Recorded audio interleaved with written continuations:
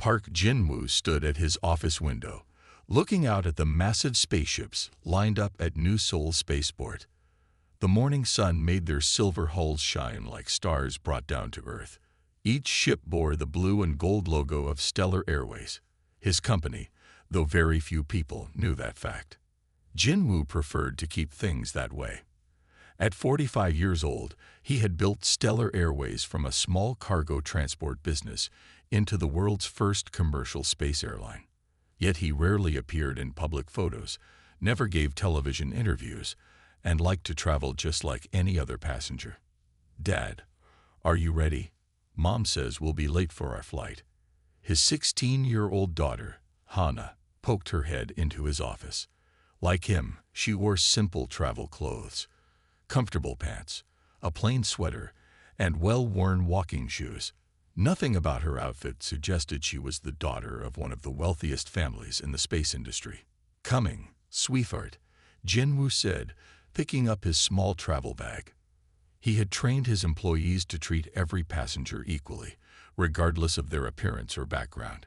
Today would be a good chance to see if that training worked in practice. His wife, Yuri, waited for them by the private elevator. She had traded her usual quantum physics research uniform for a casual dress and jacket. Her tablet, containing complex equations about space-time manipulation, was safely tucked away in her purse. "We're cutting it close," Yuri said, checking the time on her wrist display. "The flight to Armstrong City leaves in 40 minutes. Jin-woo smiled. "Don't worry. I hear the CEO is pretty relaxed about holding flights for late passengers." "Dad," Hannah rolled her eyes. "You always say we should follow the same rules as everyone else." You're right," Jin-woo laughed, stepping into the elevator. "Let's hurry then." The elevator whispered down 50 floors to the underground walkway, connecting Stellar Airways headquarters to Terminal 3. As they walked, Hannah chatted excitedly about their upcoming week at the lunar resort. She had been studying lunar geology in school and couldn't wait to examine the moon rocks up close. "Remember," Yuri said quietly as they approached the security checkpoint, "we're just regular passengers today." Jin-woo nodded. They had done this many times before, traveling incognito to experience their airline service as normal customers would. Their family vacations doubled as undercover quality control missions. The security officers didn't give them a second glance. Their documents were perfectly in order, even if the names Park, Kim, and their daughter's combined surname Park Kim didn't ring any bells. The family moved efficiently through the screening process, their bags passing through the quantum scanners without issue. Terminal 3 bustled with morning travelers. Holograms floated overhead, displaying departure times and gate numbers in multiple languages. The artificial sky ceiling showed a perfect blue day, matching the weather outside. Clean bots hummed softly along the floors, keeping the terminal spotless. "Gate A7, Hannah read from their tickets. "That's the new section, right, Dad?" "Mum," Jin-woo replied casually. "They finished construction last month." He didn't mention that he had personally overseen the terminal expansion project, or that he had insisted on making it the most accessible and comfortable gate area in any spaceport worldwide. As they walked, Jin-woo observed everything with careful eyes. He noticed how the moving walkways ran smoothly, how the air stayed fresh thanks to advanced filtration, and how the shops and restaurants maintained the high standards he required. Still, he made mental notes about small improvements they could make. "Look at that line." Hannah pointed to their gate, where a crowd had gathered. Flight SA-247 to Armstrong City was one of their most popular routes. Ever since lunar tourism had become affordable for middle-class families, seats filled up quickly. They joined the queue for first-class boarding. Jin-woo had designed Stellar's ticketing system himself, making sure it was completely fair. First-class seats were available to anyone who could pay for them, with no hidden requirements or special memberships needed. A young couple in front of them wore expensive designer spacewear and carried matching luxury bags. Behind them stood an elderly man in a business suit, tapping away at his neural implant display. Nobody paid attention to the simple-looking family of three standing quietly in line. "First time to the moon?" the woman in designer clothes asked Hannah kindly. "Oh no," Hannah started to reply, but Yuri gently touched her shoulder. "We're excited about every trip," Yuri said diplomatically. She had become an expert at these undercover moments, never lying, but never revealing too much either. The gate's quantum scanner hummed to life, beginning its pre-boarding security checks. Jinwoo had installed the latest model just weeks ago, proud of how it could detect any potential threats while being completely unobtrusive. Passengers wouldn't even notice the scanning process. A flight attendant appeared at the gate desk. Her name tag read Lee Do-young in both Korean and English. She began the boarding announcements in a clear, professional voice. Everything seemed to be running perfectly on schedule. "This is going to be interesting," Jinwoo thought to himself. He always looked forward to these mystery passenger experiences. They helped him understand exactly how Stellar Airways treated its everyday customers. The family waited patiently as first-class boarding began. The couple in designer clothes went through smoothly. The businessman followed, barely looking up from his neural display. Then it was their turn. Hannah handed over their tickets first, practically bouncing with excitement, despite having made this trip several times before. Her enthusiasm for space travel never dimmed.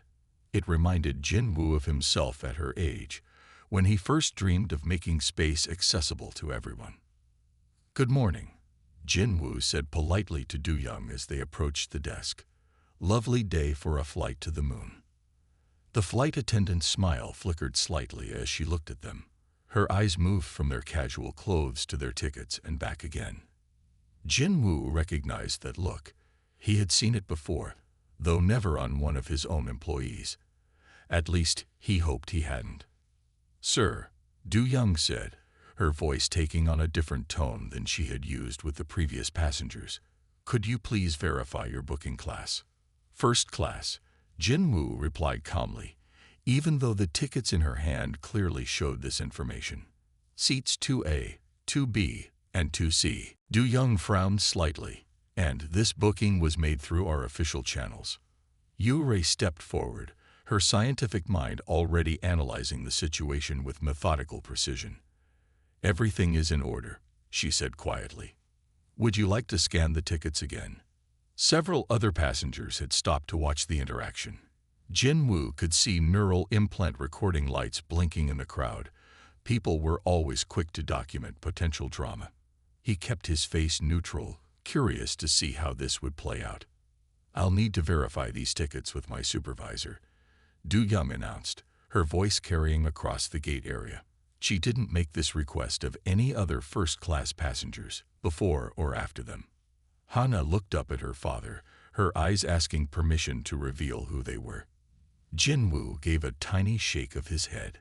This had become more than a simple quality control check. Now it was a test of character, both the airlines and their own. "Take your time," Jinwoo said pleasantly. "We want everything to be properly verified." "Of course." Do-young tapped at her tablet with sharp movements. Jinwoo could access the entire Stellar Airways system with a single thought through his neural implant, but he stayed silent. He had built this airline on the principle that space travel should be for everyone, regardless of how they looked or dressed. Now he would see if his employees truly believed in that principle. The ticketing system would show that their tickets were legitimate. It would show that they had been purchased normally, through regular channels, with proper payment. It would show everything was exactly as it should be. The only question was, would that be enough for Do-young? Other passengers continued boarding, stealing glances at the family standing patiently at the desk. Some looked embarrassed by the situation. Others seemed morbidly fascinated. A few wore expressions of recognition. Perhaps they had seen Jinwoo's rare photos in business news articles. "I don't understand," Hannah whispered to her mother. "Our tickets are real. Why is she doing this?" "Sometimes people see what they expect to see," Yuri answered softly, "instead of what's actually there." Jinwoo checked the time. The flight would begin boarding economy passengers soon. He had designed the schedule himself, knowing exactly how long each part of the process should take. This delay was disrupting the careful timing, inconveniencing everyone involved. Still, he waited. Every moment of this interaction would become a teaching opportunity later. His patience would serve a greater purpose than just getting on this particular flight. "Sir," Du Young finally said, her voice stiff with forced politeness, "I'm afraid we're going to have to ask you to step aside for additional verification.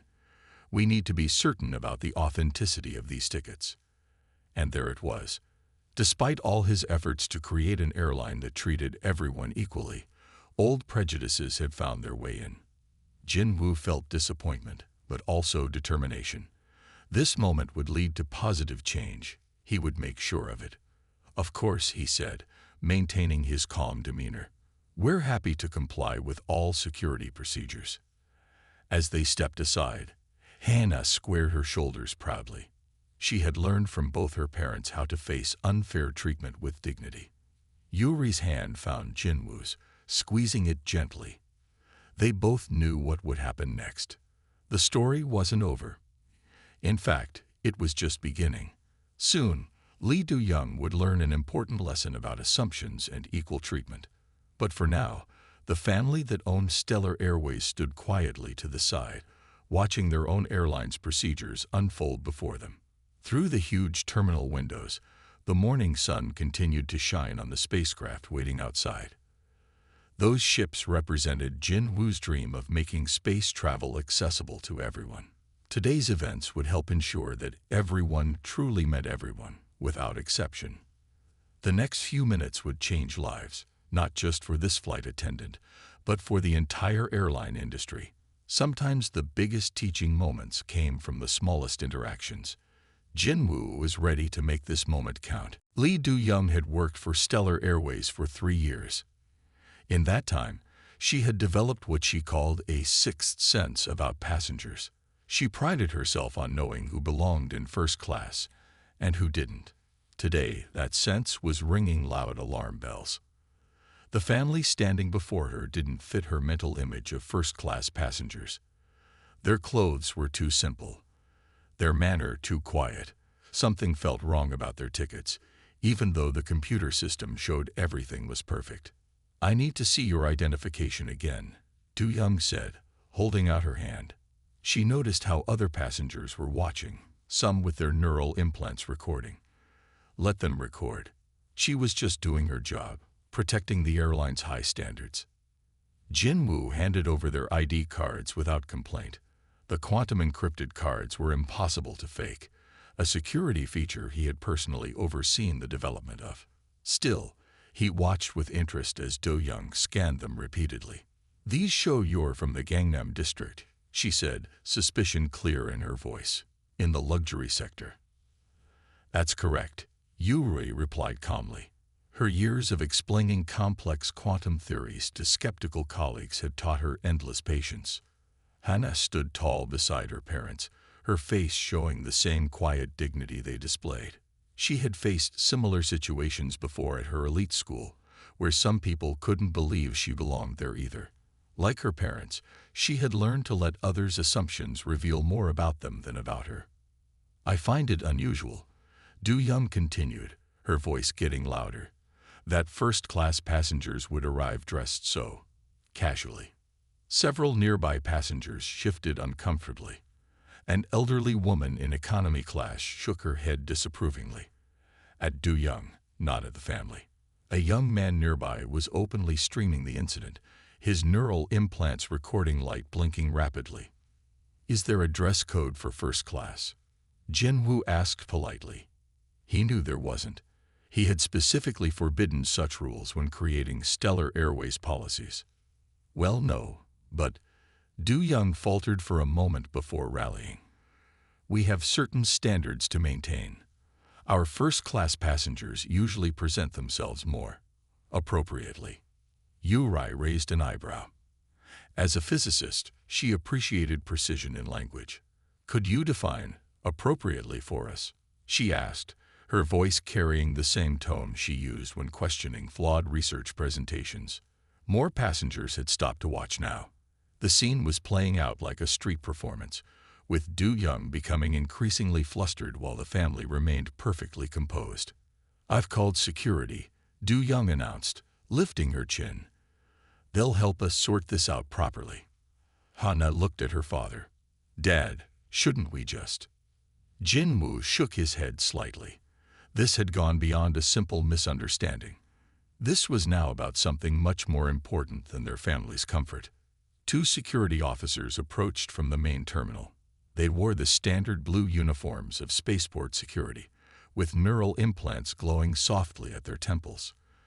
Du Young straightened up, clearly expecting them to support her position. "What seems to be the problem?"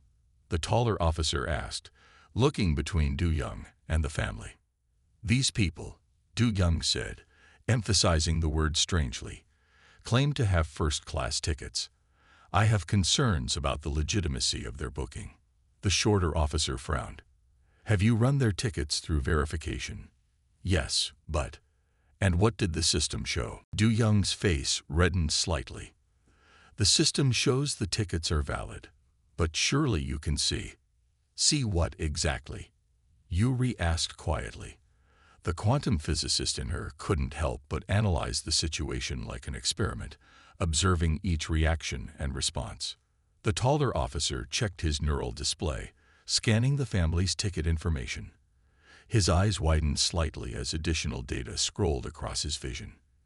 He started to say something, then stopped, looking at Jinwoo with new understanding. "Ma'am," he said to Du Young, "the tickets are completely valid. These passengers should be allowed to board." But Du Young had gone too far to back down now. Her face flushed with embarrassment and determination. "I am responsible for this flight's security and passenger comfort. I cannot, in good conscience, allow this situation to continue without a full investigation." Jinwoo checked the time again. The boarding schedule was now seriously delayed. Other passengers were missing their connection times, all because one person couldn't accept that a family who didn't match her preconceptions might actually belong in first class. "Perhaps," Jinwoo said softly, "it would help if I made a call." He reached for his communication device, not the latest neural implant that most wealthy people wore, but a simple wrist unit. He pressed one button, sending a prearranged signal. The response was immediate. Both security officers' neural displays lit up with urgent messages. Du Young's tablet chimed with an incoming priority alert. Throughout the terminal, subtle changes began happening as various Stellar Airways systems responded to their CEO's signal. "Sir," the taller security officer said, his voice now notably different, "please accept our sincere apologies for this inconvenience." Du Young looked confused. "What's happening? Why are you?" A new figure was walking quickly toward them through the terminal. Choi Ta-won, executive vice president of Stellar Airways, moved with purpose. Behind him came several other members of senior management, all responding to Jinwoo's signal. "Oh," Hannah said quietly, "now it gets interesting." Do Young's face showed growing confusion as more and more important-looking people arrived at the gate. Passengers pulled out their phones alongside their neural implants, recording from every angle. This was becoming something bigger than a simple boarding dispute. Taiwan reached them first, slightly out of breath. "Chairman Park," he said, bowing deeply to Jinwoo. "We came as soon as we received your signal." The color drained from Du Young's face. Her tablet slipped from her fingers, clattering on the floor. "Chairman Park." "Yes," Yuri said kindly. "My husband prefers to travel without fanfare. We like to experience the airline as regular passengers do." She paused. "It's been quite educational today." Hana watched as understanding dawned on Du Young's face. The flight attendant looked like she might faint. Around them, passengers were whispering and pointing, the stories spreading through the terminal at quantum speed. I didn't," Du Young stammered. "No," Jinwoo said quietly. You didn't look past your assumptions. You didn't treat us with the respect that every passenger deserves, regardless of how they look or dress. The terminal had gone very quiet. Even the usual announcements seemed muted, as if the building itself was listening. Jin-woo's voice, though soft, carried clearly in the silence. Every person who walks through these gates, he continued, deserves to be treated with dignity and respect. That's what Stellar Airways stands for, or at least that's what it's supposed to stand for. Taiwan was already organizing damage control, speaking quietly into his neural implant. The security officers had stepped back, trying to become invisible. Du Young stood frozen, her face a mask of horror as she realized what she had done. "Sir," she whispered, "I am so sorry. Please, I didn't know." "That's exactly the problem," Jin-woo said, still in that same quiet voice. "You shouldn't have needed to know who we are to treat us with respect." Hannah stepped forward. "Dad, we're going to miss our launch window if we don't board soon." Jin-woo nodded.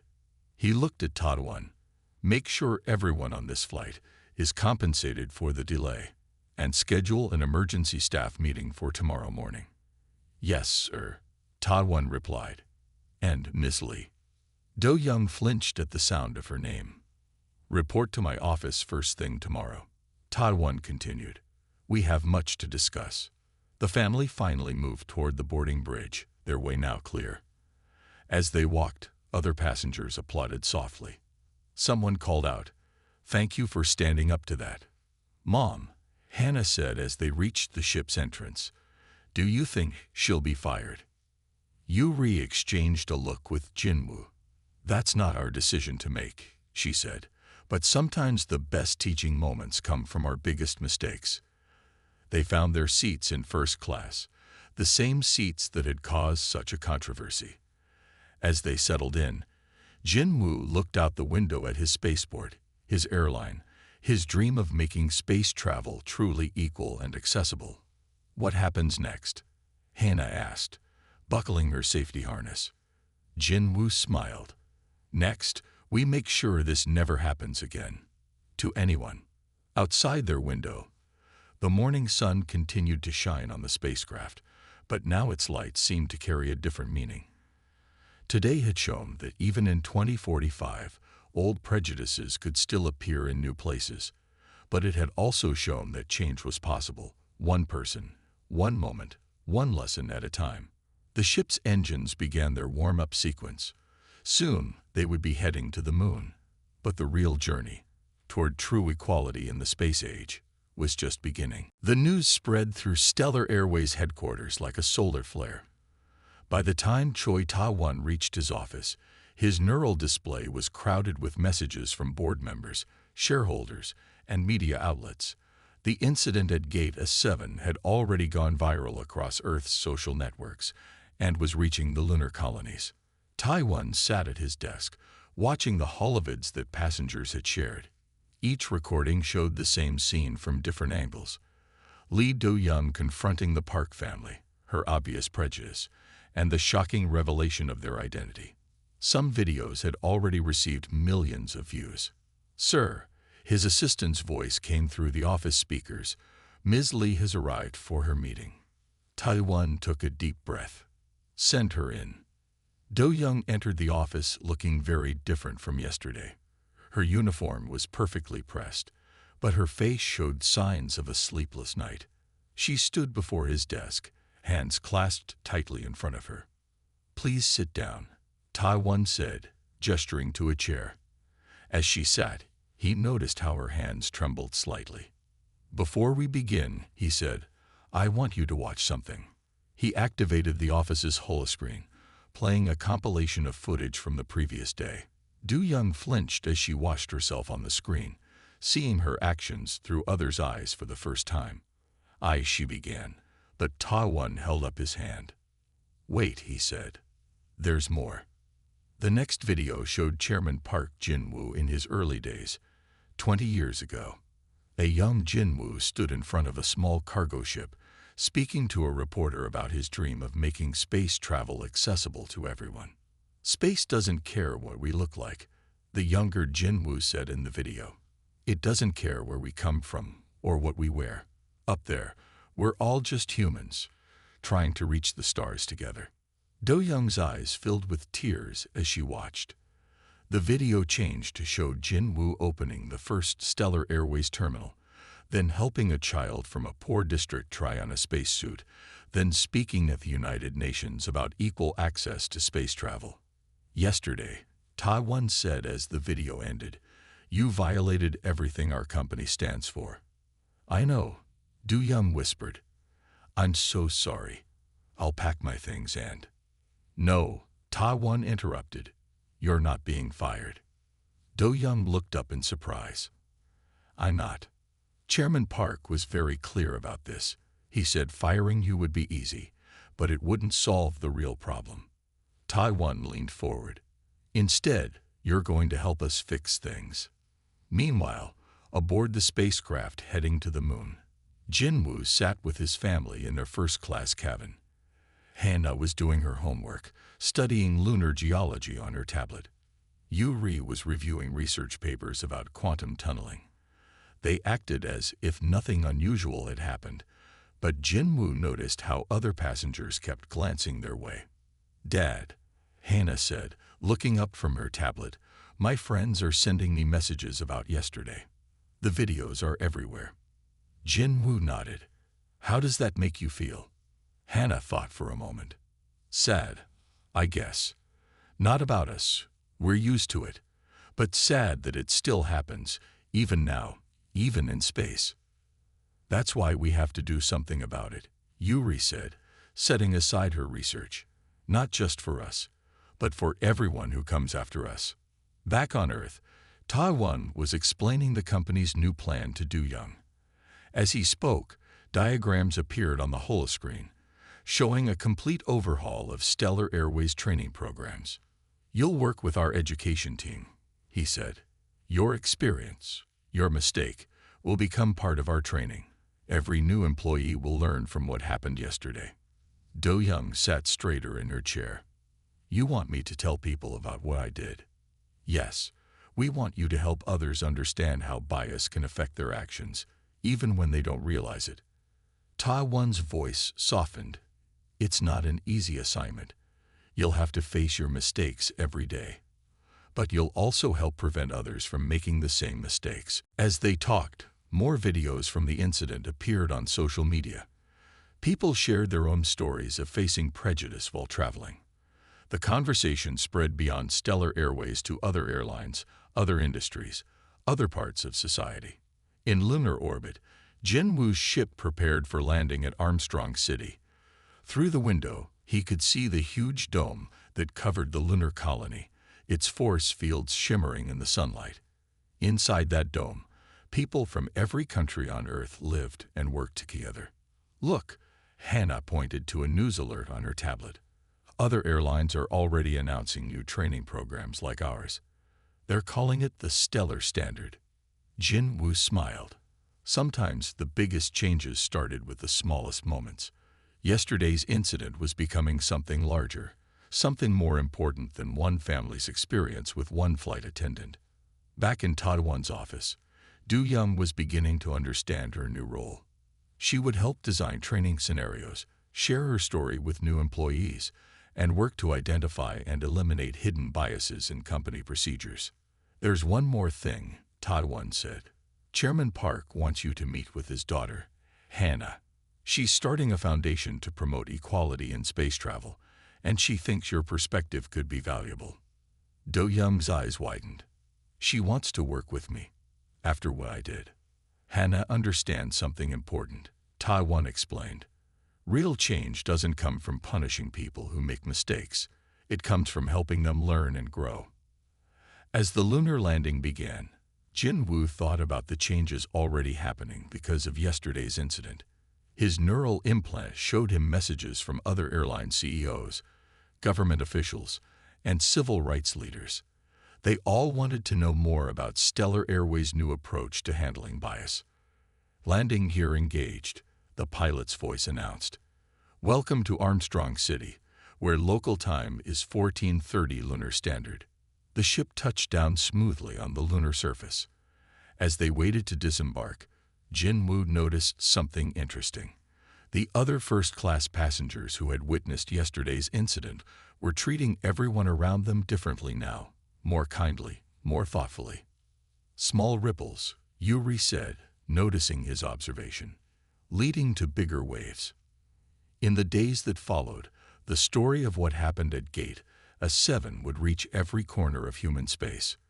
From Earth's spaceports to the lunar colonies, from orbital stations to Mars settlements, people talked about Stellar Airways and its unusual response to prejudice. Do-young began her new role with determination. Each time she shared her story, each time she helped design a new training module, she felt herself changing. The shame of her actions didn't go away, but it was joined by something else, hope that she could help prevent others from making the same mistakes. Hannah's foundation grew quickly, attracting support from other space industry leaders. She named it Beyond Horizons, dedicated to breaking down barriers in space travel. Its first project would be a scholarship program, helping young people from underprivileged backgrounds train for careers in space. 1 month after the incident, Jin-woo stood at his office window again, looking out at the spaceships. But now he saw something different. Among the usual crowd of travelers, he noticed more diversity. People seemed more comfortable being themselves, wearing what they wanted, moving through the spaceport with confidence. His neural implant chimed with a message. It was a report from Taiwan about the new training program's results. Employee feedback was overwhelmingly positive. Other airlines were adopting similar programs. The change was spreading. Small steps, Jin-woo murmured to himself, leading to giant leaps. On her way to work that morning, Do-young passed through the same gate where everything had happened. The memory still made her uncomfortable, but now it drove her to work harder, to do better, to help others learn from her mistake. She paused at the gate, looking out at the spacecraft gleaming in the morning sun. A family walked past her, parents and a teenage daughter, dressed simply, carrying ordinary bags. Without thinking, Do-young smiled and nodded to them. "Welcome to Stellar Airways," she said, meaning it more than she ever had before. "Have a wonderful flight." The incident that could have ended her career had instead transformed it into something more meaningful. She wasn't just a flight attendant anymore. She was part of something bigger, something that reached beyond Earth's atmosphere and into humanity's future among the stars. As Jin-woo had said, space didn't care what people looked like or what they wore. And now, thanks to one difficult lesson and the courage to learn from it, Stellar Airways was truly living up to that ideal. One flight. 3 months after the incident at Gate A7, Stellar Airways headquarters buzzed with excitement. The company was preparing for a special event that would change how the space industry handled diversity and inclusion. Representatives from every major space transport company had gathered in the main conference hall. Park Jin-woo stood backstage, reviewing his speech one last time. His daughter Hannah stood beside him, now confident in her role as the head of the Beyond Horizons Foundation. In the 3 months since its creation, the foundation had already awarded 50 scholarships to promising students from underprivileged backgrounds. "Are you ready, Dad?" Hannah asked, straightening her formal jacket. She had grown more confident since the incident, turning a painful experience into a mission for change. "Almost," Jin-woo replied, making one final adjustment to his neural display. "Is your mother in position?" Yuri was already in the conference hall, sitting in the front row. As a quantum physicist, she understood that small changes could have huge effects. The incident with their family had started a chain reaction that was still growing. Lee Do-young sat near the back of the hall. In the past 3 months, she had helped train over 2,000 airline employees in the new awareness program. Her story had become a powerful teaching tool, showing how unconscious bias could affect anyone. Choi Ta-won stepped onto the stage, his voice carrying clearly through the packed hall. "Ladies and gentlemen, welcome to the first Interplanetary Transport Equality Summit. Please welcome our founder and chairman, Park Jin-woo." The audience applauded as Jin-woo walked onto the stage. He looked different from the casual traveler who had stood at gate S7 3 months ago. Today, he wore a formal suit that matched his position as one of the most influential figures in space transport. 3 months ago, Jinwoo began, "My family and I experienced something that happens to too many travelers. We were judged not by our tickets or our right to be there, but by how we looked." He paused, letting his words sink in. But today, we're not here to dwell on that incident. We're here to talk about what happened next. The holoscreen behind him lit up, showing statistics from Stellar Airways' new training program. Employee satisfaction had increased by 40%. Customer complaints about discrimination had dropped to nearly zero. Other airlines had started adopting similar programs. Change doesn't happen by itself, Jinwoo continued. It happens because people choose to learn from their mistakes. It happens because companies decide to do better. And sometimes, it happens because one person's story teaches us all an important lesson. He gestured to the back of the hall. "Ms. Lee Do-young, would you please join me on stage?" Do-young's eyes widened in surprise. This wasn't part of the program she had been told about. Her hands trembled slightly as she stood and made her way to the stage. As she walked, Jinwoo continued speaking. 3 months ago, Ms. Lee made a mistake, a serious one. But what she did next showed true courage. Instead of hiding from her mistake, she chose to help others learn from it. Do-young reached the stage, standing nervously next to Jinwoo. The audience watched in silence, many recording the moment with their neural implants. "Ms. Lee has personally trained over 2,000 airline employees," Jinwoo said. "She has shared her story hundreds of times, helping others understand how bias can affect their actions. And today, she's going to help us take the next step." He turned to Do-young. "We would like you to lead our new interplanetary equality training division." Do-young's mouth fell open in shock. The audience burst into applause, led by Hannah and Yuri in the front row. But I'm the one who," Do-young stammered. "Exactly," Jinwoo said kindly. "You're the one who made the mistake, learned from it, and helped others avoid making the same mistake. Who better to lead this initiative?" In the audience, representatives from other space companies leaned forward with interest. They had come expecting a standard corporate presentation. Instead, they were watching a powerful demonstration of how to turn a crisis into an opportunity for real change. "The space industry is growing faster than ever," Jinwoo continued. "By next year, we expect over 10 million people to travel between Earth and the lunar colonies. Mars colonies will open to civilian travel. Space hotels will become common. We need to make sure everyone feels welcome in this new frontier."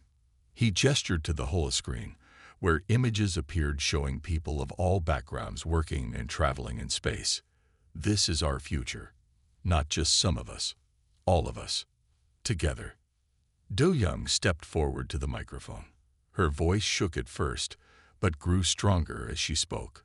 3 months ago, I thought I knew what a first-class passenger looked like. I was wrong. Not just about the Park family, but about everything I thought I knew about judging people." The audience listened intently as she continued. "Now I know better. Space travel isn't just for one type of person. The stars don't care what we look like or what we wear. They belong to everyone." In the front row, Yuri smiled. As a scientist, she appreciated how one observation could change an entire theory. Do-young's transformation from prejudiced flight attendant to equality advocate was a perfect example of how people could change when given the chance. Hannah stood up and joined her father on stage. "The Beyond Horizons Foundation is proud to announce our partnership with the new Interplanetary Equality Training Division. Together, we'll work to make sure everyone has a chance to reach for the stars." The audience rose to their feet, applauding. Representatives from other space companies were already sending messages through their neural implants, asking how they could join the initiative. Jinwoo looked out at the crowd, remembering his dream from 20 years ago. He had wanted to make space travel accessible to everyone. Now that dream was growing into something even bigger, making sure everyone felt truly welcome in space. After the presentation, Du Young found herself surrounded by reporters and industry leaders. They all wanted to know more about her story and the training program she had helped create. "How does it feel?" one reporter asked, "to go from almost being fired to leading a new division?" Du Young thought carefully before answering. "It feels like a responsibility. What happened 3 months ago was terrible, but what happened afterward was amazing. Now I have a chance to help make sure it never happens to anyone else." Later that evening, the Park family sat in Jinwoo's office, looking out at the spaceships gleaming in the sunset. Hannah was excitedly planning new programs for her foundation. Yuri was calculating how quantum computing could help track the effectiveness of their training programs. "Do you think it will work?" Hannah asked, looking at her father. "Will people really change?" Jinwoo smiled, remembering how Du Young had changed. "People can surprise you," he said. "Sometimes they just need a chance to learn and grow." Outside the window, a new spacecraft was preparing for launch. Its hull bore the Stellar Airways logo, but now there was something new painted beside it. "Space belongs to everyone." The incident at Gate A7 could have ended differently. It could have ended with anger, with punishment, with nothing really changing. Instead, it had become the starting point for something much bigger. A movement to make sure everyone felt welcome among the stars. As the spacecraft lifted off, its engines glowing against the darkening sky, Jinwoo thought about all the people who would travel on it. Some would be wearing expensive spacewear, others simple clothes. Some would be experienced travelers, others taking their first trip into space. But all of them would be treated with the same respect, the same dignity, the same welcome. Because that's what Stellar Airways stood for now, not just in words, but in actions. And soon, thanks to the changes starting today, that's what the entire space industry would stand for too. 1 year had passed since the incident at Gate A7. The morning sun shone through the windows of Stellar Airways' new education center, where Lee Du-young stood before a class of fresh recruits. The wall behind her displayed the company's updated motto, "Space belongs to everyone." "Welcome to your first day of training," Du-young said to the eager faces before her. "Today I'm going to tell you a story about the biggest mistake I ever made, and how it changed not just my life, but the entire space industry." In the back of the room, Park Jin-woo watched quietly. He often visited these training sessions, though few of the new employees recognized him. He still preferred to dress simply, believing that actions mattered more than appearances. Do-young's story had become legendary in the space transport industry. She told it with honest emotion, not hiding her shame or her growth. The new recruits listened intently as she described her confrontation with the Park family and the surprising aftermath. "I thought I knew what a first-class passenger looked like," she explained. "I was so sure I was right that I didn't stop to question my own thinking." That's how bias works. It feels like common sense until someone shows you how wrong you are. In her office at the Beyond Horizons Foundation, Hannah was reviewing applications for the newest scholarship program. In just 1 year, the foundation had helped hundreds of students from underprivileged backgrounds start careers in space travel. Many of them were already working as engineers, pilots, and flight attendants. "Dad," Hannah called as Jin-woo entered her office, "look at these numbers. Our first group of scholars is graduating next month. 98% of them already have job offers." Jin-woo smiled proudly. His daughter had turned their family's uncomfortable experience into an opportunity to help others.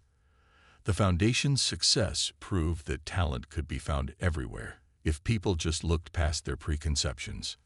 Meanwhile, in her quantum physics laboratory, Yuri was working on something special. She had developed a new training program that used quantum computing to create ultra-realistic simulations of bias scenarios. The program could adapt to each trainee's responses, helping them recognize and overcome their unconscious prejudices. "The quantum simulations are ready," she told Jin-woo through their neural link. "The results from the pilot program are even better than we hoped."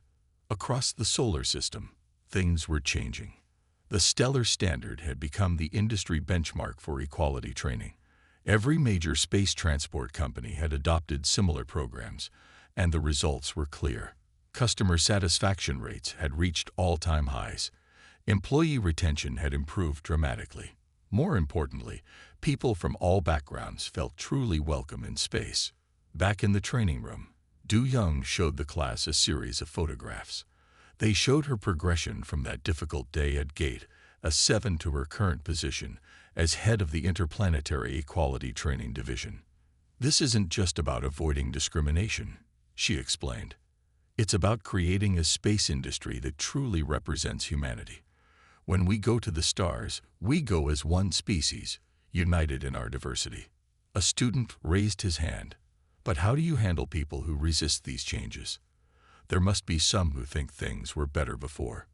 Do-young nodded thoughtfully. "Change isn't always easy. Some people hold on to their old ways of thinking. But we found that when people understand the benefits of inclusion, not just morally, but practically, they usually come around." She brought up a holographic display showing the company's performance metrics. Since implementing these changes, Stellar Airways has seen a 30% increase in profits. Our customer base has expanded. Employee satisfaction is at record levels.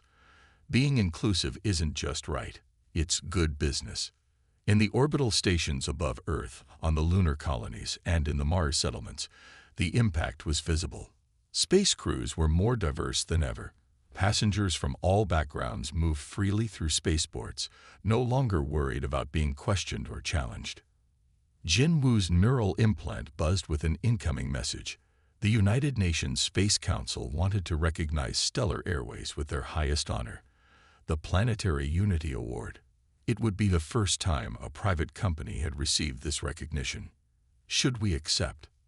Ta-1 asked through the neural link. "Yes," Jin-woo replied, "but with one condition. The award ceremony needs to be open to everyone, not just officials and executives. Let's have it at the main spaceport terminal, where ordinary travelers can attend." That evening, Jin-woo walked through Terminal 3, where everything had started a year ago. Gate A7 looked different now. A holographic display told the story of what had happened there, and how it had led to positive change throughout the industry. He watched as passengers moved through the terminal. There was a group of students wearing Beyond Horizon's Foundation uniforms, heading to their first training session on the moon. A family dressed in traditional clothes sat comfortably in the first-class lounge. A young pilot with a neural implant chatted with an elderly passenger who preferred old-fashioned paper tickets. Do-young's voice came through his neural link. "Chairman Park, the new training session just finished. The feedback is incredibly positive." "Thank you, Do-young," he replied. "How are you feeling about tomorrow's ceremony?" "Nervous," she admitted. "Speaking in front of the UN Space Council is a bit different from training new recruits." "Just tell your story," Jin-woo advised. "It's powerful because it's real. It shows that people can change, that organizations can change, that the whole industry can change if we're willing to learn from our mistakes." Hana joined her father at the gate, carrying a tablet filled with new foundation proposals. "Remember when we stood here a year ago?" she asked. "Did you know then that it would lead to all this?" Jin-woo shook his head. "I knew we needed to respond to what happened, but I didn't expect it to create such big changes. Sometimes, the most important moments start with the smallest choices." Through the terminal windows, they could see ships preparing for launch. Each one carried a diverse crew and passenger list. Each one represented humanity's journey to the stars. Not just some of humanity, but all of it. "You know what's funny?" Hana said, watching the ship lift off. "That flight attendant thought we didn't belong in first class. Now she's helping make sure everyone belongs everywhere in space." The next morning, as the UN Space Council prepared to present their award, Jin-woo stood with his family at Gate A7. Do-young joined them, no longer nervous around the family she had once tried to remove from a flight. "I've been thinking," she said, "about that day. I was so focused on what I thought I knew that I couldn't see what was really important. And what was that? Yuri asked kindly. That space is for everyone, Du Young replied. That when we leave Earth behind, we should leave our prejudices behind too. That the only way we'll really succeed in space is by working together, all of us. The ceremony would start soon. Representatives from every space agency and company would attend. But more importantly, ordinary travelers would be there too. The people who made space travel more than just an industry. The people who made it a journey of human progress. Jinwoo looked at his family, at Du Young, at the diverse crowd gathering in the terminal. 1 year ago, a moment of prejudice could have ended in anger and division. Instead, it had become a catalyst for unity and progress. Ready? He asked them all. They nodded, ready to take the next step in making space truly accessible to everyone. Above them, through the terminal's clear roof, the stars twinkled, not just for some, but for all who dreamed of reaching them.